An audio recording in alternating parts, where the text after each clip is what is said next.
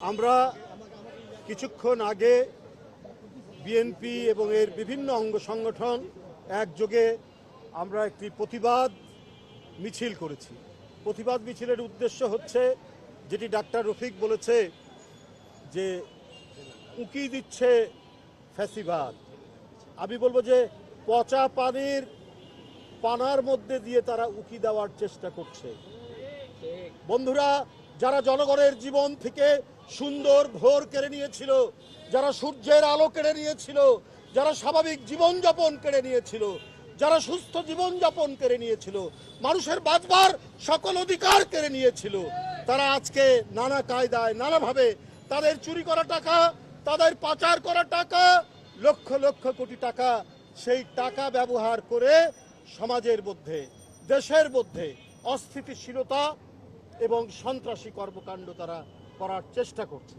বন্ধুরা আমার, বহুদিন পর জনগণের শুভেচ্ছায়, জনগণের ম্যান্ডেটে একটি অবাধ সুষ্ঠু নির্বাচন, যে নির্বাচন শেখ হাসিনা কেড়ে নিয়েছিল, কেড়ে নিয়ে তার ভয়ঙ্কর দুঃশাসন এবং রক্ত পিপাসু সরকার গঠন করেছিল, তার বিরুদ্ধে জনগণের স্বতঃস্ফূর্ত ম্যান্ডেটের মধ্যে দিয়ে জনাব তারেক রহমানের সরকার, গণতান্ত্রিক সরকার, সেই সরকারের বিরুদ্ধে ষড়যন্ত্র চক্রান্তের তারা বেড়াজাল বোনার চেষ্টা করছে।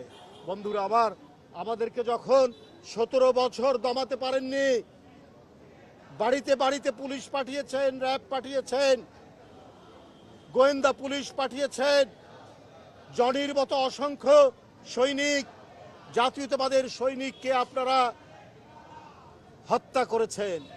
ইলিয়াস আলী, চৌধুরী আলম, সাইফুল ইসলাম, হিরু সহ অসংখ্য নেতৃবৃন্দকে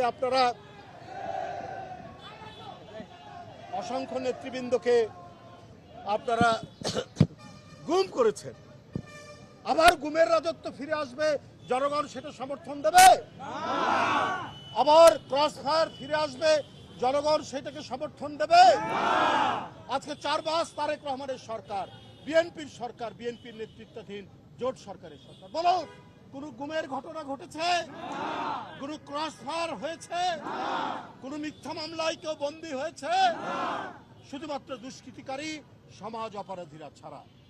বন্ধুরা আমার, আজকে দেশ যেভাবে অগ্রগতির দিকে ধাবিত হচ্ছে, এই অগ্রগতি, সমৃদ্ধি, শান্তি, গণতন্ত্র, বহুদলীয় গণতন্ত্র, মানুষের মত প্রকাশের স্বাধীনতা, এটাকে আবার বন্ধ করার চক্রান্ত তারা করছে তাদের উত্থানের মধ্যে দিয়ে।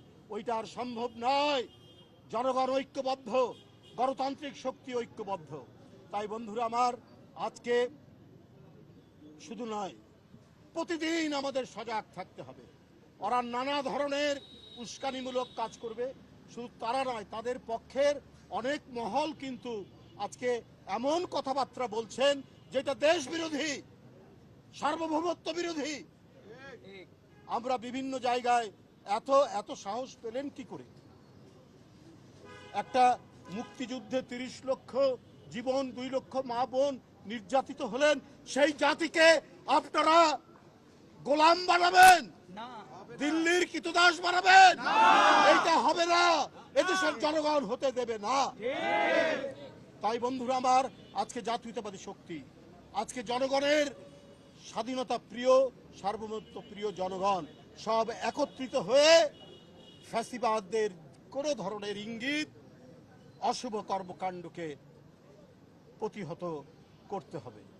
আপনাদের সবাইকে ধন্যবাদ জানিয়ে আমার বক্তব্য শেষ